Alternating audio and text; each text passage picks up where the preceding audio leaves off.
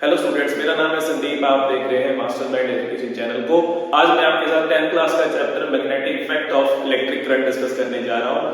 Students, आपने याद रखना है कि electricity produce magnetic field, but change in magnetic field produce EMF, electromotive force.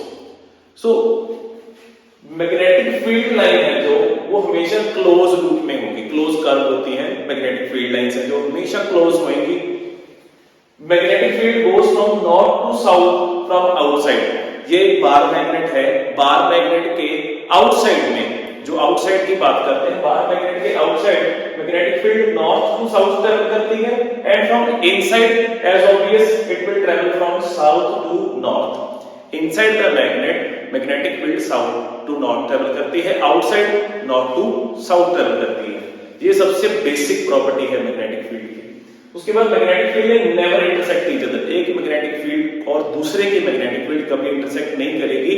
अगर ये इंटरसेक्ट करेगी तो means compass will show two direction which is not possible. So एक मैग्नेटिक फील्ड दूसरे मैग्नेटिक फील्ड में कभी इंटरसेक्ट नहीं करती। Imaginary lines around the magnet forming magnetic field are called magnetic field lines.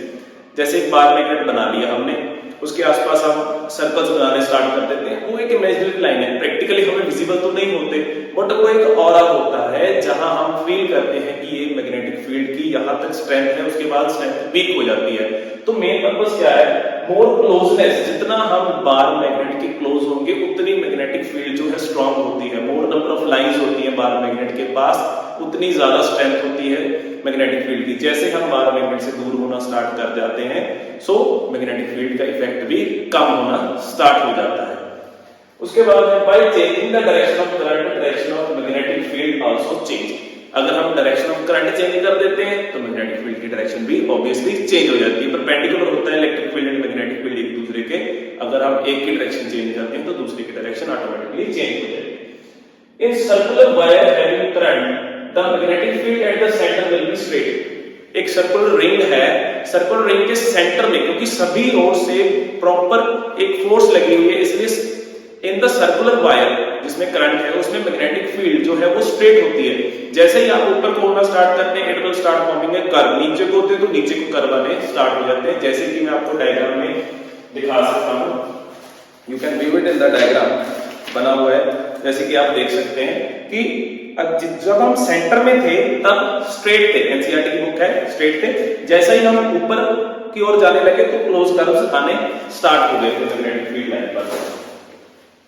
Next है if there are n number of turns. देखिए, अगर आप ज्यादा वाइंडिंग्स करेंगे, more number of windings, more current, more will be magnetic field. ठीक है, so current add up हो जाता है। जितनी ज्यादा वाइंडिंग्स होंगी उतना ही करंट ऐड होना स्टार्ट कर जाता है। स्टूडेंट्स, नेक्स्ट है solenoid. A coil of many circular turns of insulated copper wire in a shape of cylinder is called solenoid। हम एक वायर ले रहे हैं, उस वायर को हम रैप करी जा रहे हैं इन शेप ऑफ सिलेंडर। जैसे आपने एक पेंसिल ली, पेंसिल के ऊपर आपने तार बाइंड करनी शुरू कर दी, पेंसिल रिमूव कर दी, यू विल सी कि उसकी जो रैपिंग है वो एक सिलेंडर की तरह आ रही है, उसे हम सोलेनॉइड बोलते हैं। सोलेनॉइड का मेन पर्पस क्या है? Magnetic field inside the solenoid is uniform. Inside the solenoid the जो मैग्नेटिक फील्ड है वो यूनिफॉर्म है, प्रॉपर है। आउटसाइड वही क्लोज कर्व्स आने शुरू हो जाते हैं। And it is used to magnetize a piece of magnet. किसी भी मैग्नेट के पीस को या आयरन कोर को वो मैग्नेटाइज करने के लिए यूजफुल होता है। आप वो पीस लीजिए, उस सोलेनॉइड के अंदर रख दीजिए, सो मैग्नेटिक फील्ड लाइन बार-बार उसे स्ट्राइक करके मैग्नेटाइज कर देते हैं। नेक्स्ट है Fleming's right hand thumb rule. This thumb indicate the direction of current and wrapped finger indicate the direction of magnetic field। जैसे कि ये वायर है, मैंने मार्क कर लिया है, consider this as a wire. इसको थंब के साथ प्लेस करना है एंड रैप योर फिंगर्स। ये जो आपके फिंगर्स की कर्ल है ये आपके डायरेक्शन ऑफ मैग्नेटिक फील्ड है and direction of current is towards up. ठीक है, जहां आपके थंब की डायरेक्शन है उसी डायरेक्शन में इसकी करंट की डायरेक्शन होगी। जहां भी करंट फ्लो कर रहा है, जैसे भी वायर में करंट फ्लो कर रहा है, इस डायरेक्शन में कर रहा है, नीचे कर रहा है, साइड को कर रहा है, आपने वायर के अकॉर्डिंगली अपने थंब को प्लेस कर लेना है एंड यू कैन जज the magnetic direction, magnetic field की डायरेक्शन आप जज कर सकते हो। नेक्स्ट है students Fleming's left hand rule.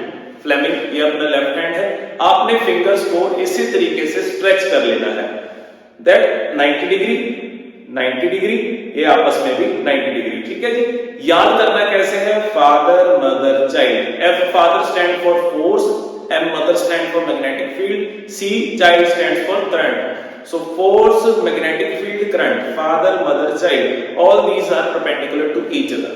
Definition क्या है Fleming left hand rule की? When thumb, first finger and second finger are stretched in such a way that they are all perpendicular to each other, then thumb shows the direction of force, that is father, F से force, F से father. First finger shows the direction of magnetic field, that is M, magnetic field, mother, and second finger shows the direction of current, that is C, that is child. ये काफी छोटा लिखा हुआ, मैं slide साथ में लगा दूंगा so that you can view it properly. Next है students Fleming's right hand rule. ये सारा रूल सेम है. You have to stretch like same. आपने इसी तरह से स्ट्रेचिंग करनी है, बस फर्क ये पड़ता है फादर, मदर, चाइल्ड. यहाँ पर जो चाइल्ड C करंट है, that current is induced current. ठीक है जी, that current is induced current. ये induced current practically क्या है? By changing magnetic field, the current is produced. That current is induced current. ठीक है. नॉर्मली क्या होता है, आपने एक मोटर को इलेक्ट्रिसिटी दी, मोटर वर्क करने लगे, स्टार्ट हो गई और मैग्नेटिक फील्ड प्रोड्यूस हो गई उसके साथ. अब मैग्नेटिक फील्ड की हेल्प से करंट को प्रोड्यूस करना, जैसे जनरेटर वर्क करता है. ठीक है जी, मैग्नेटिक फील्ड की हेल्प से करंट को प्रोड्यूस करना, that is induce current. Next है इलेक्ट्रिक मोटर. इलेक्ट्रिक मोटर क्या है? Electric motor is a device used to convert electrical energy into mechanical energy.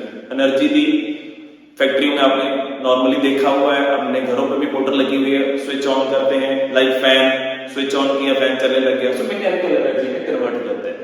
This work on the principle of Fleming's left hand rule. Fleming के left hand rule के principal पर ये work करता है. जो आपका डीसी मोटर का diagram है, वहां आपने नोटिस किया होगा कि स्प्लिट रिंग्स लिखा हुआ है. वेट कीजिए, लाइक दिस. वहां पर स्प्लिट रिंग्स का जिक्र किया हुआ है, ये वाले डायग्राम पर स्प्लिट रिंग्स लिखा हुआ है. सो स्प्लिट रिंग्स क्या चीज है? Two semi-circular metallic rings, that is split rings, are used to change the direction of current. जैसे आर्मेचर रोटेट करता है, आफ्टर हाफ रोटेशन, ठीक है, डायरेक्शन ऑफ करंट जो चेंज हो जाती है, उसे हम वो कुमुलेटर बोलते हैं. वो किसकी हेल्प से होता है? स्प्लिट रिंग की हेल्प से ही हम डायरेक्शन ऑफ करंट को रिवर्स करते हैं. ठीक है. Two semi-circular metallic rings, that is split rings, are used to change the direction of current flowing through a coil after half rotation. Armature refers to as split rings cumulator. So cumulator का main काम क्या होता है? To change the direction of current after half rotation. Armature ने जब rotation half ले ली, ये A B C D, अगर ए बी इधर चले गए, उसके बाद cumulator स्विच कर देता है डायरेक्शन ऑफ करंट. ठीक है, सो दैट वो पूरे तरीके से वर्क कर सके. So split ring act as a cumulator to change the direction of current. Well students, strength of induced current depend upon strength of magnetic field. जितनी ज्यादा मैग्नेटिक फील्ड ज्यादा होगी, उतना इंड्यूस्ड करंट ज्यादा होगा. Number of turns in coil, जितने ज्यादा आप वाइंडिंग्स करोगे, उतनी देर तक वहां करंट रुकेगा, उतनी मैग्नेटिक फील्ड प्रोड्यूस होगी. So simple, number of coils बढ़ाने से and strength of magnetic field बढ़ाने से आप इंड्यूस्ड करंट की जो प्रोडक्शन है वो ज्यादा ले सकते हैं. उसके बाद गैल्वेनोमीटर. नॉर्मली देखिए, एमीटर और गैल्वेनोमीटर में क्या फर्क है? एमीटर नॉर्मली 0 से स्टार्ट होता है, जितना करंट यूज होगा वो उतनी वैल्यू बता देगा. गैल्वेनोमीटर सेंटर में, ठीक है, इसने एमीटर का जो काम है वो भी कर देना है कि जितना करंट यूज हो रहा है वो उस साइड को स्विच कर देता है. पर इसकी एक एडवांटेज ये है कि ये डायरेक्शन ऑफ करंट भी बता देता है कि करंट किस डायरेक्शन से आ रहा है. ठीक है जी, अगर नॉर्थ साइड आया है तो रिफ्लेक्ट कर जाएगा. अगर नॉर्थ साइड का करंट मैग्नेट आया है, ठीक है, मैग्नेट को आप पास लेके आए, इट विल डिफ्लेक्ट.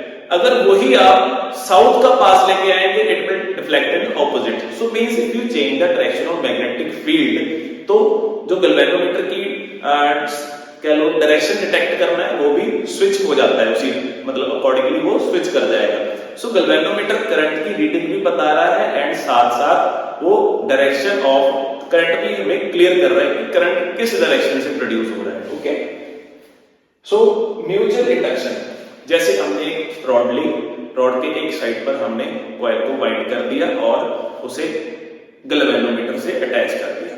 दूसरी कॉइल के हमने इलेक्ट्रिसिटी रखी हुई है, ठीक है, उसको हमने इलेक्ट्रिक सोर्स से ज्वाइन कर दिया.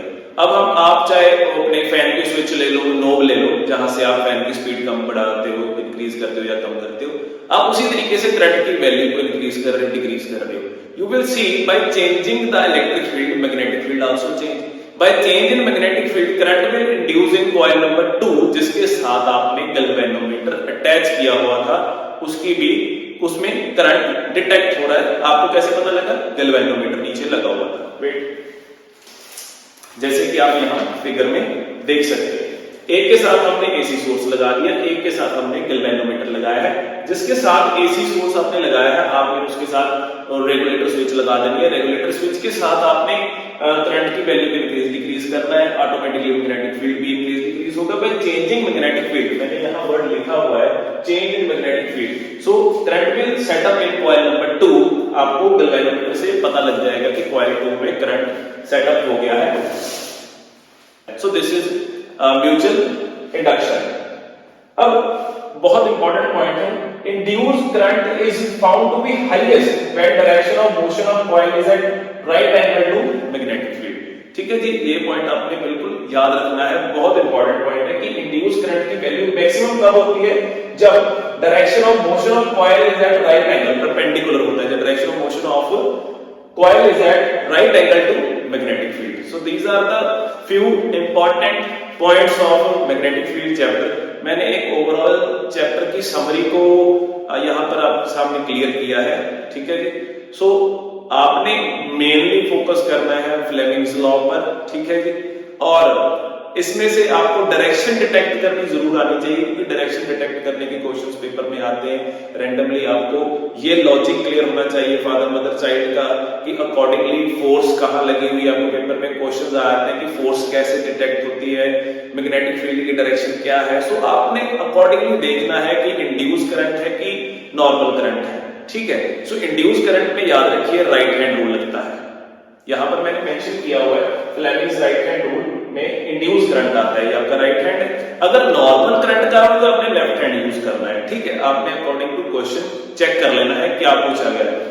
मैंने काफी इंपॉर्टेंट टॉपिक्स यहाँ कवर किए हैं, जैसे सॉलिनॉइड का टॉपिक इंपॉर्टेंट टॉपिक में से है, ये स्प्लिट रिंग का टॉपिक भी काफी इंपॉर्टेंट है, मैंने ये भी कवर किया है। प्रॉपर्टीज ऑफ मैग्नेटिक फील्ड में आपकी पूरी ग्रिप होनी चाहिए, विद लॉजिक आपने इस चीज को कवर करना है। आई होप कि आपको ये सारा कंसेप्ट क्लियर हो गया। Thanks for watching my video. Please like and subscribe to my channel, Masters Line Education.